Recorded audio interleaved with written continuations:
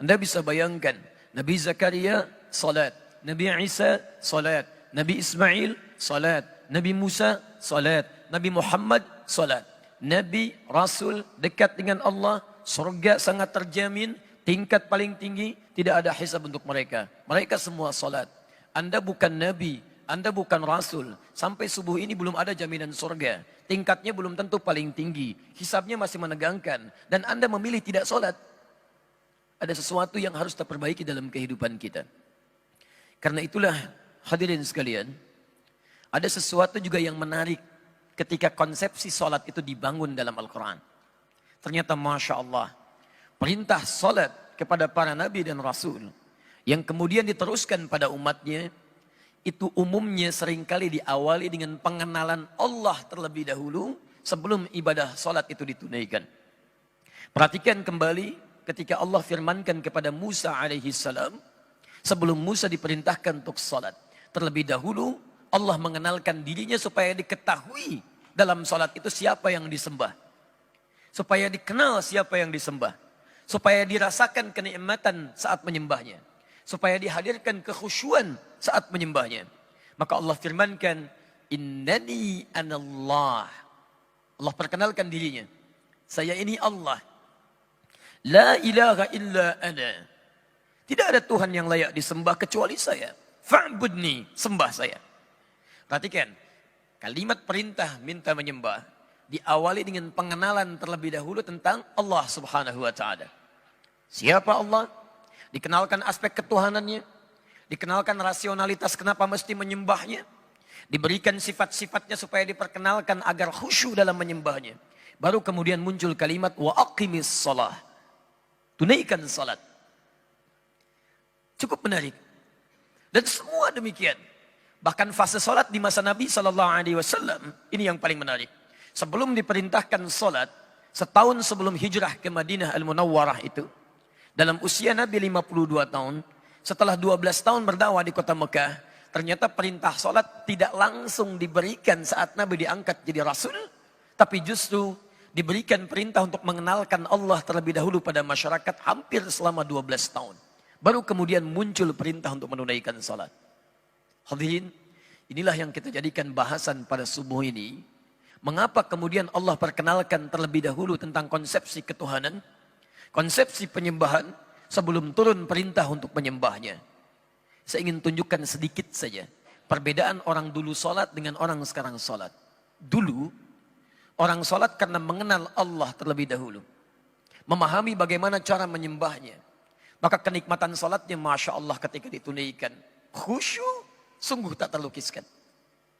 Ada orang ketika salat tiba-tiba lewat anak panah, dia tidak bergeser sedikit pun dalam salatnya. Ada orang yang kemudian dalam salatnya terhunus pedang dan dia Masya Allah masih meneruskan salatnya. Ada orang ketika dalam salatnya terkena duri, sebelum salat durinya akan dicabut, Masya Allah dia masih merasakan kesakitan. Tapi ketika menikmati salatnya, kawannya mengatakan, saya tahu kapan waktunya duri itu akan dicabut. Ketika dia mulai bertakbir kemudian durinya dicabut, Allahu Akbar, tidak bergeser sedikit pun, tidak berubah rona wajahnya, tetap dalam keadaan salatnya. Bahkan ada orang yang ketika mulai bertakbir, kisah ini nyata seluruhnya. Dia mengucapkan Allahu Akbar. Abu Daud nomor hadis 857. Fayaqulu Allahu Akbar. Maka dia bertakbir Allahu Akbar. Saat kalimat Allah diucapkan, itu bisa bergetar tangannya. Dan kata Nabi, orang ini masuk surga tanpa hisab. Pahanya tidak sebanding dengan amalan umat manusia. Bahkan beliau menjadi mertua Nabi. Bahkan beliau di antara orang yang sangat dimuliakan Nabi sampai menemani Nabi. Dipilih oleh Nabi untuk berhijrah ke Al-Madinah Al-Munawwarah. Anda bisa bayangkan, ada orang dulu bertakbir sampai gemetar. Ada orang dulu dalam keadaan salat sangat menikmatinya. Sujudnya bisa berlama-lama, kenikmatan bisa didapatkan. Sampai Imam An-Nawawi dalam kitabnya At-Tibyan fi Adab Hamalatil Quran di halaman 38, paragraf yang pertama, baris 1 sampai 2, cetakan Darul Kutub Al-Islamiyah. Beliau menyebutkan banyak sahabat-sahabat Nabi, terkhusus Utsman bin Affan radhiyallahu taala anhu. Kemudian ada Abdurrahman bin Auf, ada Tamim Ad-Dari. Bahkan di antara kehebatan mereka, tidak sekedar meraih dunianya begitu sukses, tapi kenikmatan terbesarnya ketika mampu tahajud, bahkan sampai khatam Quran. Saking nikmatnya dalam sholatnya. Kenapa? Karena mereka telah kenal terhadap Allah lebih dahulu sebelum mereka tunaikan salatnya. Sekarang mari kita bandingkan dengan kita. Maaf, ada sindiran yang halus dalam Al-Quran tapi tajam. Bahkan ada orang salat, tidak paham, tidak mengerti apa yang dibaca dan dilakukan dalam salatnya. Coba Anda cek sampai barusan salat terakhir. Dari sekian ribu ruku dan sujud yang Anda kerjakan, berapa persen bacaan salat yang Anda pahami? Jangan-jangan lebih dari itu.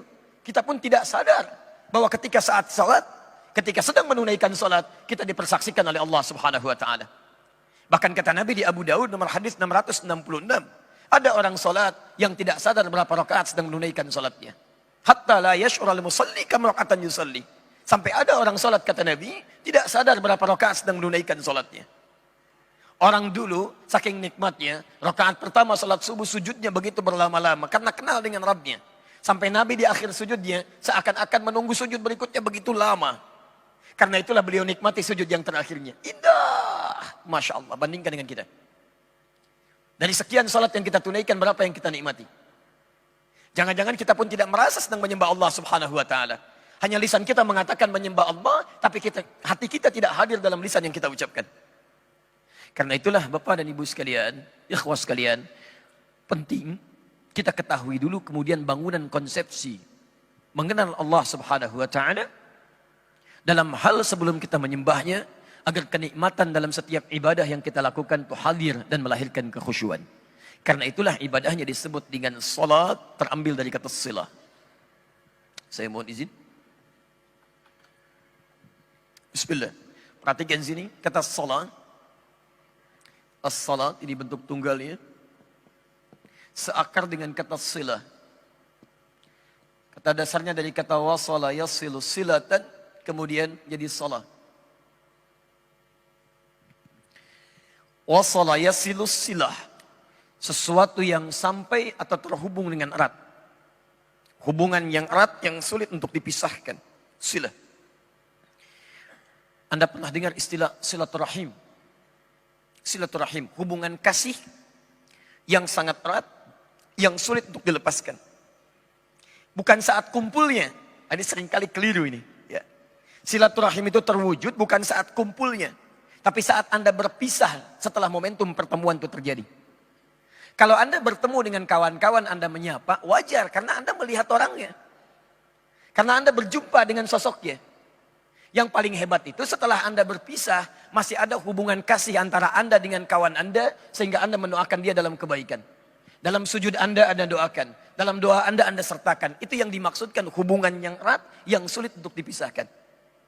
Nah, hubungan yang melatih kita supaya terhubung dengan Allah erat dan sulit dipisahkan. Bukan hanya saat Anda terhubung dalam ibadah, tapi selesai ibadah Anda masih terhubung dengan Allah. Jalan ingat Allah, makan ingat Allah, minum ingat Allah, kerja ingat Allah. Maka ibadah yang melatih kita supaya terhubung erat dengan Allah, dirubah kalimatnya menjadi salat. Dalam bahasa sering diartikan dengan doa, karena dengan doa itu terhubung erat Anda dengan Allah Subhanahu wa taala. Karena itulah setiap aktivitas kita seringkali dibuka dengan doa. Tunjukkan pada saya, mohon maaf ya, tunjukkan pada saya. Di kepercayaan mana yang dianggap sebagai agama yang setiap aktivitasnya melekat dengan doa. Coba lihat, kita bangun tidur ada doanya. Anda cuci tangan ada doanya. Anda makan ada doanya. Anda melepas pakaian ada doanya. Pakai pakaian ada doanya. Urusan ke toilet pun ada doanya. Bahkan langkahnya diatur.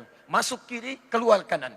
Masuk masjid pun ada doanya. Langkahnya diatur. Masuk kanan, keluar kiri. Tunjukkan. Dan doa itu bukan sekedar kalimat yang diucapkan. Tapi itu bangunan kita. Konsepsi kita antara kita dengan Allah supaya ada ikatan. Bahkan kata Nabi, lihat kalimatnya. Saat Anda tidak tahu doanya pun, cukup ucapkan kalimat Allah. Kullu amrin dhibalin la yubda'u fihi bismillahirrahmanirrahim fahuwa abtar. Setiap perbuatan baik yang tidak diiringi kalimat Allah di dalamnya. Bismillahirrahmanirrahim. Paling singkat bismillah, abtar. Terputus hubungan dia dengan Allah. Gak ada nilai pahalanya.